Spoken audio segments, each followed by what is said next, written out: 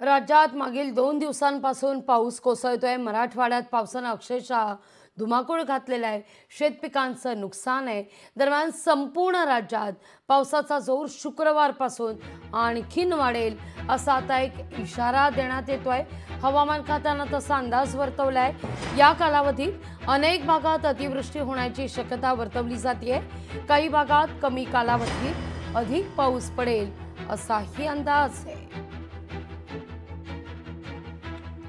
दरम्यान कोणत्या जिल्ह्यात अतिवृष्टीचा अंदाज आहे ते जिल्हे आपण पाहतोय। छत्रपती संभाजीनगर, बीड, धाराशिव, जालना, लातूर, अमरावती,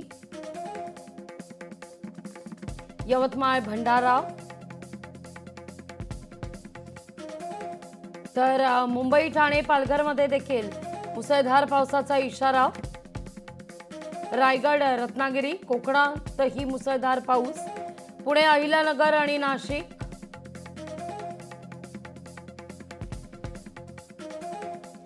याही ठिकाणी मुसळधार पावसाचा इशारा वर्तवला जातोय।